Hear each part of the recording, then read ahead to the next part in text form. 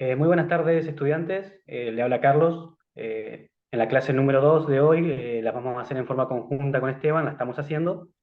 Eh, Esteban tiene dos aulas dentro de lo que es la materia psicología evolutiva y yo tengo un aula y la idea es, hemos trabajado en conjunto tanto lo que es el programa, las actividades y por cuestiones técnicas más mías de la clase anterior no pude participar no pudimos hacer en forma conjunta el video. Entré en una gripe bastante fuerte y la tuve que subir después de forma solo, así que a partir de ahora todas las clases van a ser en forma conjunta, así es más llevadero para ustedes. Eh, bueno, en primer lugar, hoy vamos a hablar las corrientes o modelos de pensamiento que influyeron o que instituyeron lo que hoy en día es el campo de la psicología evolutiva. Contaremos un poco de los modelos evolutivos hasta 1960. Van a diferenciarse dos de estos modelos. Por un lado, el mecanicista, perdón, desarrollado en Estados Unidos, y por otro, el modelo organísmico, eh, más propio del occidental. La psicología evolutiva estadounidense desde principios del siglo XX se apega a los hechos y las conductas estudiables, es decir, su foco de interés va a estar puesto en esas conductas y no en el interior del organismo, inaccesible a su estudio de manera objetiva. Eh, a estos desarrollos lo conocemos como conductismo, perdón. En la teoría mecanicista supone que la conducta surge y se moldea a través de la experiencia. Responde a la teoría de tabula rasa, que lo vimos en la clase 1, que plantea Luke, que todo va a estar determinado por el aprendizaje. Es decir, que somos una hoja en blanco desde niños que debemos llenar con contenidos y que se hace a través del aprendizaje de lo que es la educación, no teniendo, no teniendo en cuenta lo que es el contexto para este modelo.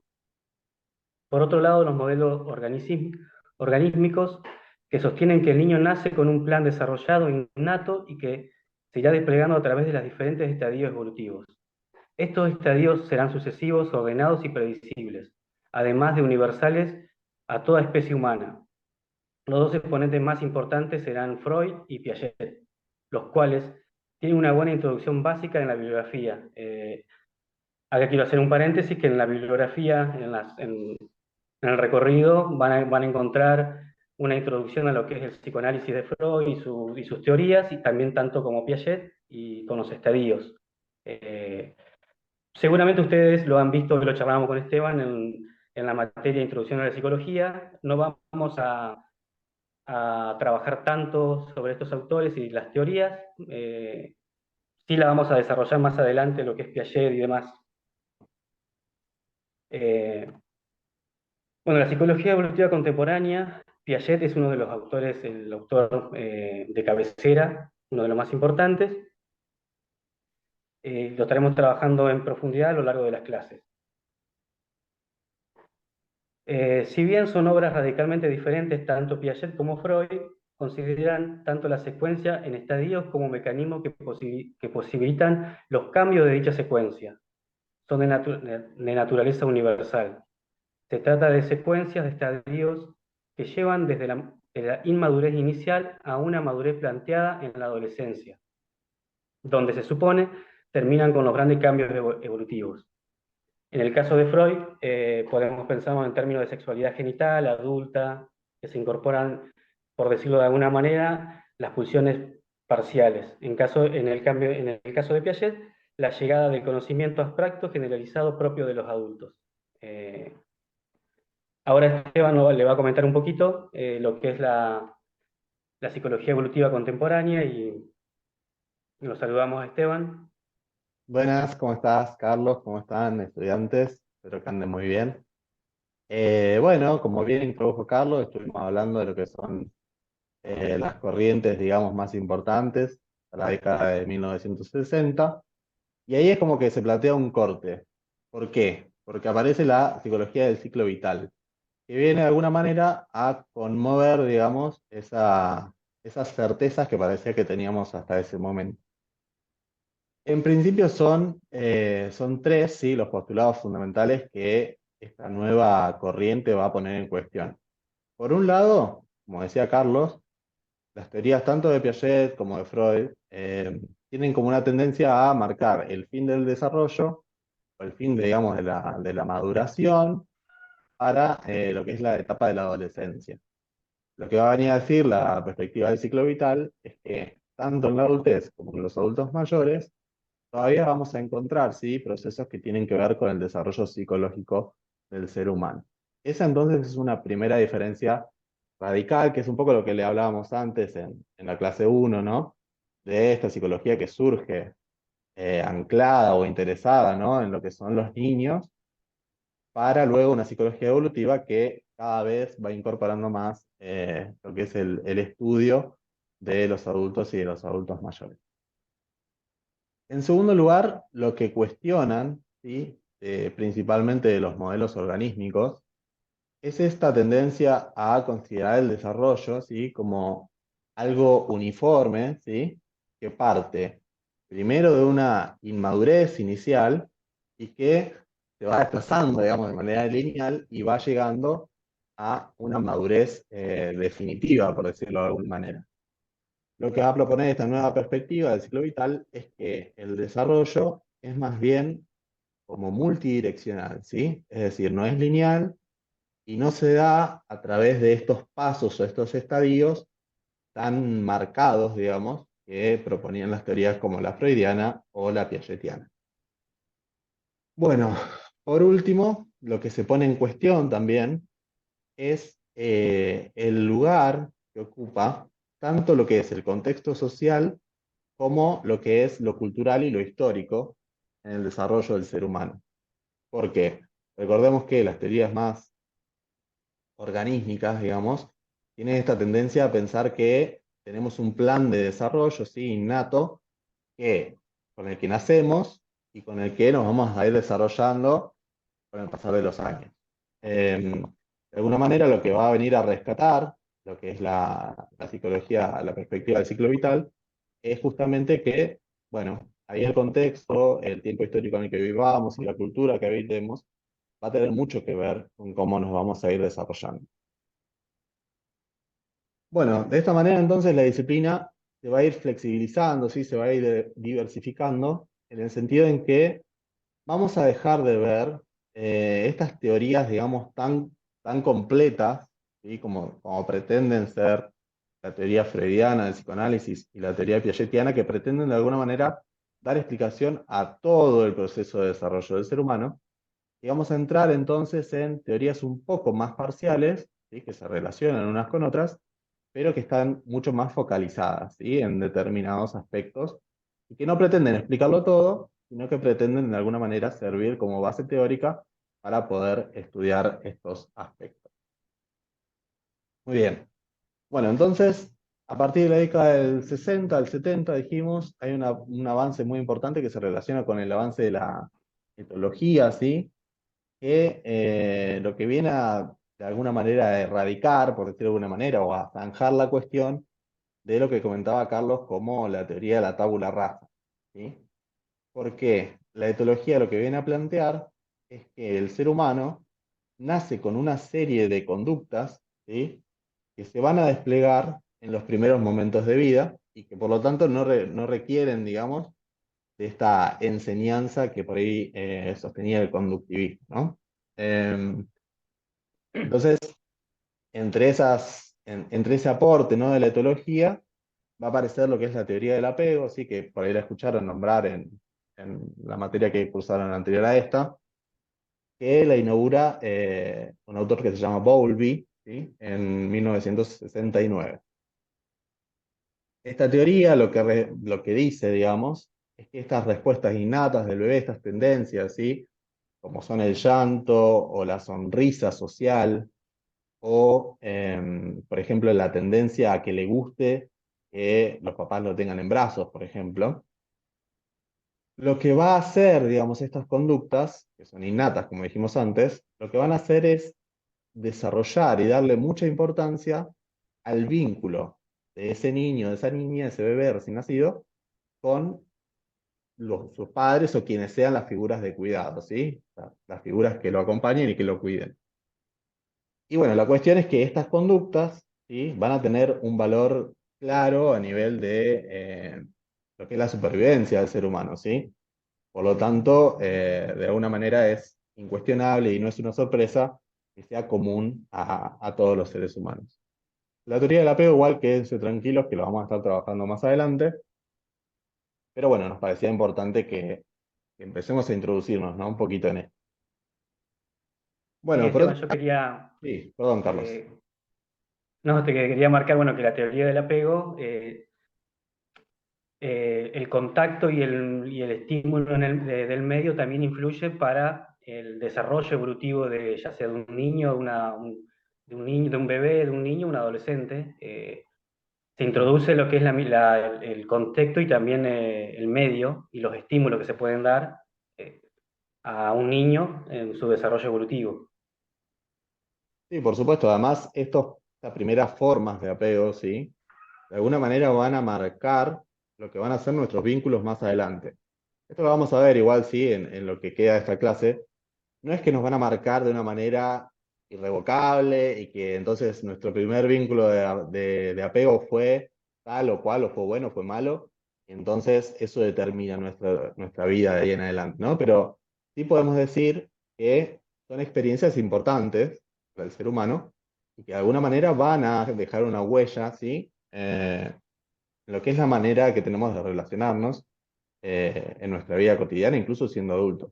Que es realmente importante lo que es la teoría del apego en ese sentido. Bueno, entonces vimos un poquito sobre la teoría del apego. Otra perspectiva que se empieza a trabajar, ¿sí? A partir de 1970 es la que es la psicología cognitiva, ¿sí? La psicología cognitiva, de alguna manera, es, ¿cómo decirlo? Toma la posta, sobre todo en Estados Unidos, de lo que es el conductismo clásico.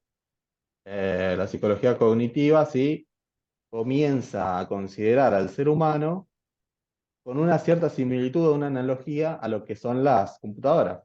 Eh, por eso es que es bastante reciente, ¿sí? Entonces comienza a pensar a la mente como un sistema que procesa información, así como la computadora que ustedes tienen, o el celular, lo que sea, ¿no? Son sistemas que de alguna manera reciben esa información y la procesan, ¿sí? Esto lo abstraen, digamos, lo relacionan con la mente del ser humano. Entonces,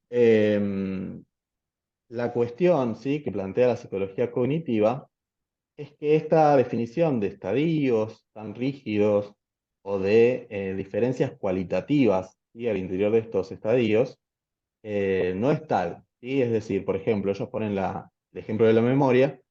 La memoria, van a decir, es siempre la misma, no es que nuestra memoria va cambiando a medida que pasamos de los estadios, como diría Piaget, quizás, ¿no? Sino que, bueno, la memoria es siempre la misma y continuamente va desarrollándose y va adquiriendo, digamos, nuevas estrategias para cada vez ser más abarcativa, ¿sí? Más compleja. En este sentido, esta teoría, ¿sí?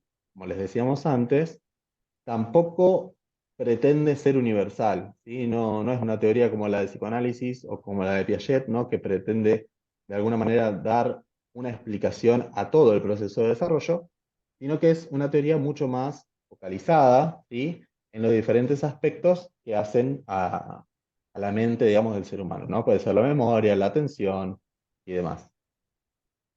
Así que bueno, eso es un poco lo que tenemos con psicología cognitiva. No sé cómo lo ves, Carlos, si quieres agregar algo.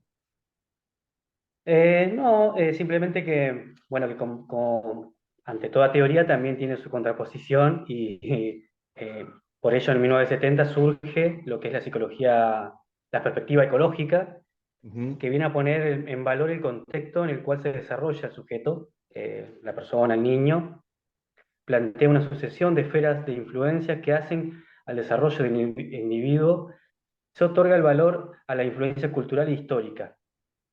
Se diferencia del conductismo, por ejemplo, en el sujeto del rol activo en relación e interacción con su entorno. Influye y a la vez es influido por su entorno. Eh, esta perspectiva ecológica viene a poner en cuestión el tema del entorno, de la interacción entre el entorno, que influye en su crecimiento evolutivo. Sí, además pensemos que en la psicología cognitiva, eso lo tienen también en el texto, van a ver que en un momento hay una tendencia, ¿sí? Esta cuestión que decíamos, bueno, no pretenden dar una teoría que explique todo, pero hay una tendencia, así que cada vez se va haciendo más específico, más específico, más específico, y termina entonces, bueno, dicen los autores, ¿no? Encerrado en el laboratorio, sigue estudiando pedacitos muy chiquitos, sí, de lo que es, no sé, la memoria operativa, por ejemplo, es un campo de estudio de la psicología Sí. cognitiva, pero queda muy, muy centralizado, muy atomizado y muy separado de lo que son las demás conductas y las demás cualidades que hacen a la mente del ser humano. Entonces, de alguna manera, tiene este problema, ¿no? De especificar demasiado su objeto de estudio y que sea un poco más difícil generalizar alguno de estos conceptos. Así que bueno, como decía Carlos, ¿no? La psicología ecológica de alguna manera es una revolución nuevamente, ¿no? Que viene a decir, bueno, fantástico todo esto que venimos estudiando, pero no podemos perder de vista lo que es el entorno en el que se desarrolla ese sujeto. Y en línea con esto, nos queda la última teoría que queríamos charlar con ustedes, que está también en la bibliografía, que es la teoría sociohistórica. Sí, es un autor bastante conocido, Vygotsky. Es un autor que en psicología lo queremos mucho porque fue muy prolífico, su obra es muy importante y lamentablemente murió muy joven, así que quedó como un poco un prócer, ¿no? de la psicología. Y bueno, lo que viene a plantear Vygotsky es otra vez, ¿no? En relación con esto de la perspectiva ecológica, van a ver igual que Vygotsky es un poquito previo, ¿sí? O sea que la perspectiva ecológica se sirve mucho de sus aportes, es el papel fundamental de lo social y de la interacción, ¿sí? Del individuo con el medio social, ¿sí? Lo que va a plantear, sí, es que va a haber una serie de herramientas que van a estar en el medio, ¿sí? Que van a ser el medio para que ese individuo pueda relacionarse y pueda enriquecerse, digamos, de su interacción con el medio. Estas herramientas, la fundamental es el lenguaje, ¿sí? El lenguaje es la herramienta por excelencia que postula Vygotsky. Pensemos también que es un autor, sí, que escribe su obra y es de Rusia, ¿sí? Tiene una impronta fuerte del marxismo de esa época. Y entonces, lo que es la interacción del sujeto con el medio es fundamental en la teoría marxista y de eso retoma Vygotsky, ¿sí? Para su obra. Entonces, lo que va a pensar es cómo el sujeto puede hacerse con estas herramientas que ya están presentes en el medio social y cultural, ¿sí? Es decir, estos procesos psicológicos que el niño va a ir desarrollando, se van a dar solo si, digamos, ese niño participa de ciertas actividades sociales, como, bueno, el paradigma por excelencia es la escuela, ¿sí? En donde va a ir pudiendo nutrirse, ¿sí? De esas herramientas que ya están en la cultura. Entonces, lo que va a plantear esta teoría, sí, es que el desarrollo va a ir desde lo interpsicológico, es decir, eso que ya está en lo social, que ya está en lo cultural, a lo intrapsicológico, es decir, el niño va a interiorizar eso que ya está en la cultura. El tema es cómo accede a esto, ¿verdad? ¿Cómo accede el niño a esto? Bueno, vamos a verlo en una clase sí, más adelante, pero una herramienta conceptual fundamental que plantea Vygotsky es la de zona de desarrollo próximo, que de alguna manera lo que viene a dar cuenta, digamos, es de cómo se da esa interiorización, que tiene que ver con, necesariamente, ¿no? Como veníamos hablando, con un otro. Es decir, el niño tiene un estado actual, ¿sí? De situación, es decir, por ejemplo, no sé, no puede resolver una situación matemática. Sin embargo, por ahí con algún compañero, por ahí con un maestro, por ahí con sus padres, ¿sí? Puede, de la mano de ellos, ir adquiriendo esas herramientas en la propia interacción, ¿sí? Esto es de alguna manera lo que desarrolla Vygotsky con la zona de desarrollo próximo, y un concepto que también vamos a ver más adelante, que es el de andamiaje. Pero bueno, consideramos que era importante, sí, que ustedes estén al tanto de lo que son estas teorías, sepan que a Piaget lo vamos a estar trabajando, ¿sí? En la materia, por más que actualmente, digamos, en lo que es la psicología evolutiva, hay otros planteos, quizá, o planteos más, como decíamos, ¿no? Más reducidos a determinados aspectos de la conducta. Creemos que es fundamental ver a Piaget, ¿sí? Porque es el autor más prolífico en cuanto a, más importante, ¿sí? En cuanto al desarrollo de la psicología evolutiva. Y consideramos que su teoría, sobre todo en un primer acercamiento, ¿sí? A lo que es la psicología del desarrollo, la psicología evolutiva, sigue siendo fundamental, así que lo vamos a estar trabajando bastante. Bueno, Carlos, ¿te parece que cerremos entonces con lo que son las controversias conceptuales? Sí, sí, quería agregar que para Vygotsky el desarrollo no sigue una secuencia predeterminada, sino que está mediado, guiado por la interacción social, que es fundamental la interacción social, y no se queda, como otros autores, en los estadios o lo lineal. Sí, tal cual. Controversias, bueno, como toda teoría y todo pensamiento, hay controversias. En este caso, nosotros marcamos tres controversias conceptuales: lo que es herencia medio, sincronía y heterocronia, y continuidad y discontinuidad. Eh, para la primera, herencia medio, ya superada la dicotomía entre herencia y medio, ya sabemos que ambos factores influyen y son determinantes a la hora de pensar el desarrollo. Lo que resta entonces es identificar de qué manera interactúan entre ellas estas dos variables. Hemos de referir nuevamente a este interjuego entre posibilidades que abre la lógica y el aprovechamiento que hace de la misma la cultura. Señalamos nuevamente que cuanto más cercanos nos encontramos al nacimiento, más podremos predecir el desarrollo, porque el mismo estará fuertemente determinado por la maduración. Y a medida que nos alejamos de este momento, mayor influencia tendrá la cultura y el entorno.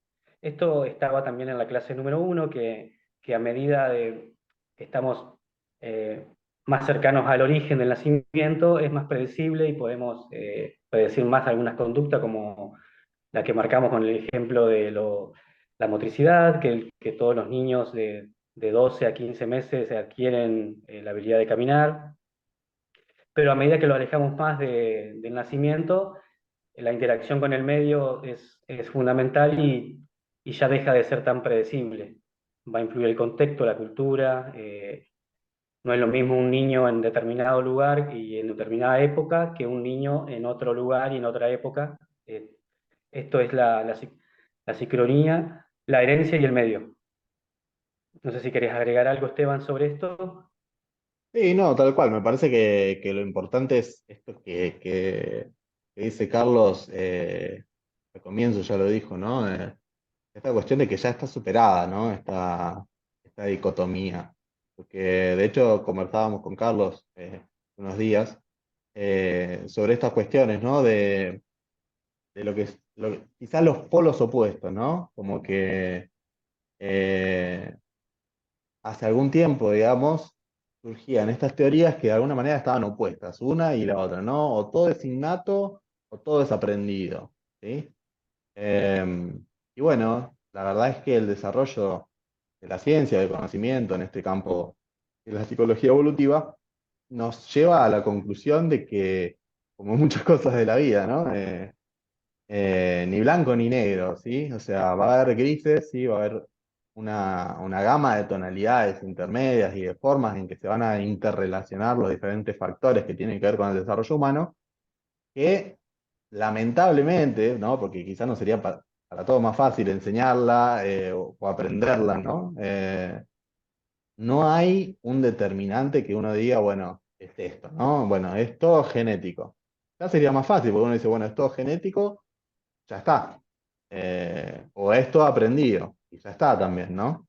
Pero bueno, lamentablemente o no, porque hable muchas posibilidades y hable mucho a la complejidad, sí, a la diversidad, el campo de la psicología evolutiva, como hemos visto, eh, nada, ¿no? Tiene esta cuestión de gamas de grises en la mayoría de las cosas que vamos a estar estudiando.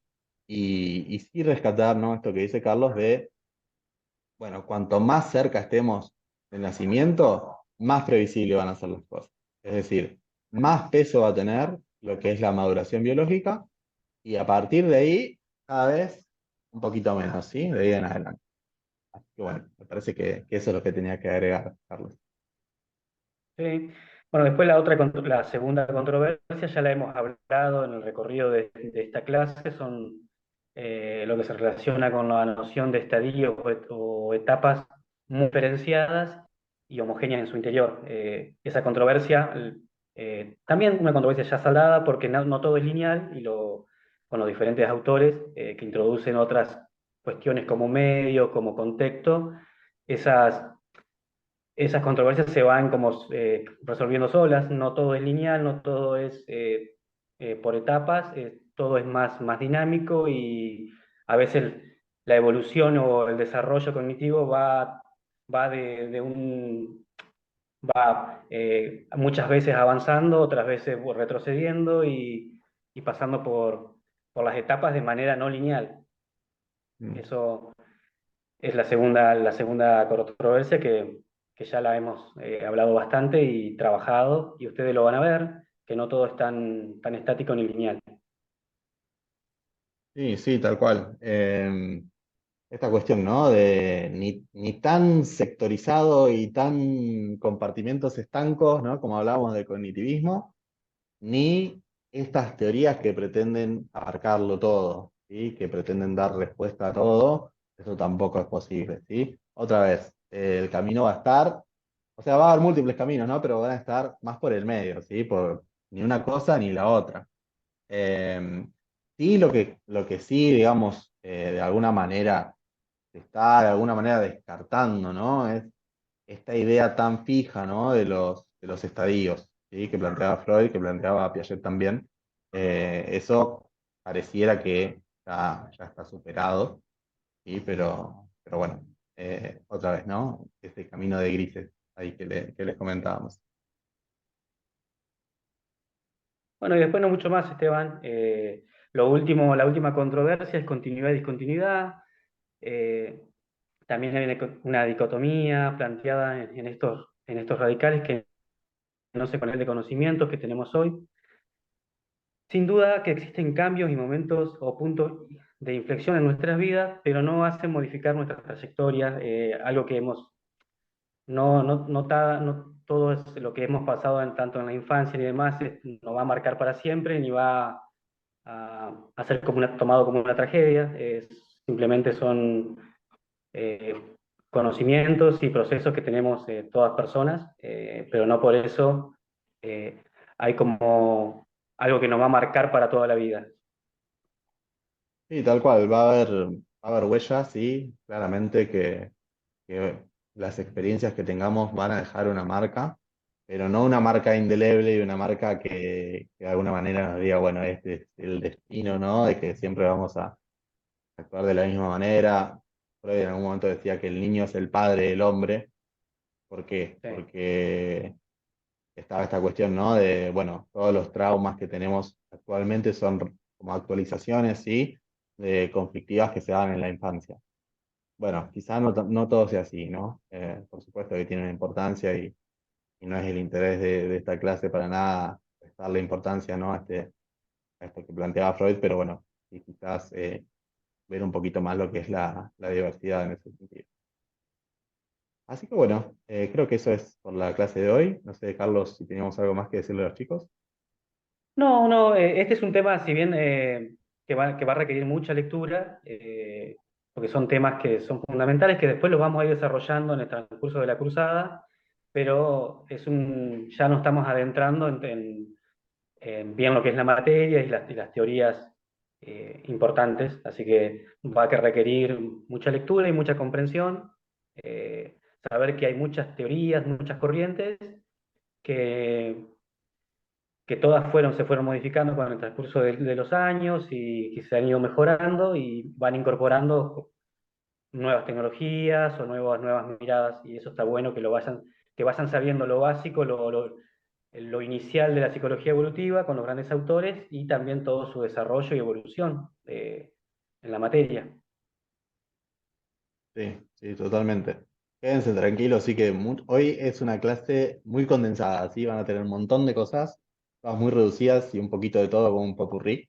Pero bueno, las cosas importantes que vamos a estar viendo en la materia las vamos a retomar, ¿sí? O sea, que no se queden con que esto es, eh, que acá tienen que saber todo y ya, ¿no? Sino, bueno, tranqui, que va a haber tiempo y va a haber espacio para retomar esas cosas. Sí, no sé, Esteban, si querés comentar un poquito cómo va a ser el desarrollo de esta segunda clase y de esta cierre de la unidad número uno.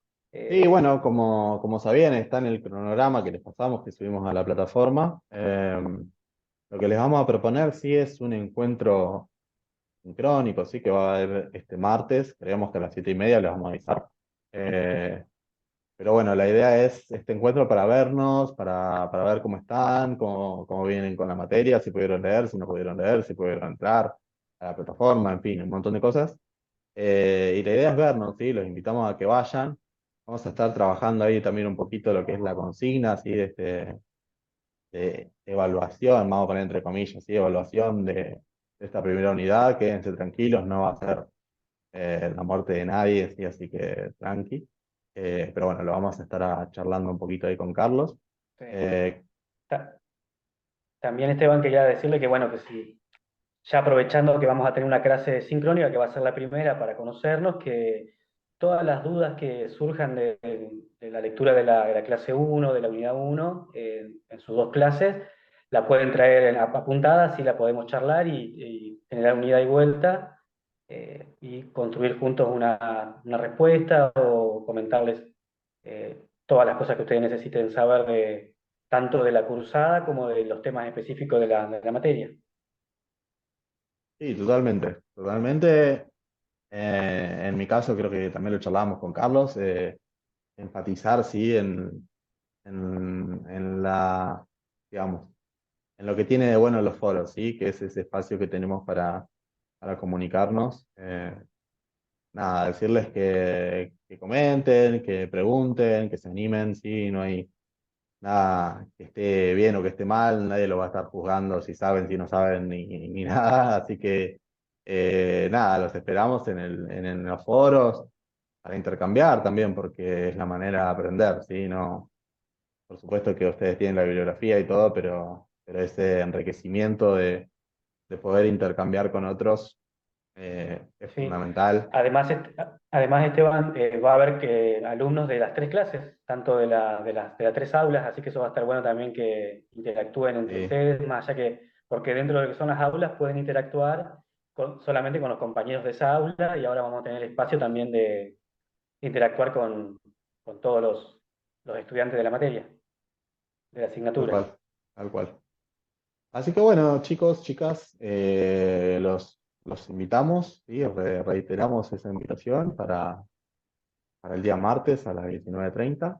Eh, y bueno, no sé si querés agregar algo más, Carlos, si no nos despedimos de... No, no, nada más, Esteban, que lo esperamos el martes y esperemos participación, así es entretenido y llevadero para todos, así que y nos vamos conociendo de a poquito. tal cual. Bueno, les mandamos un saludo, esperamos que estén bien y nos vemos. Adiós.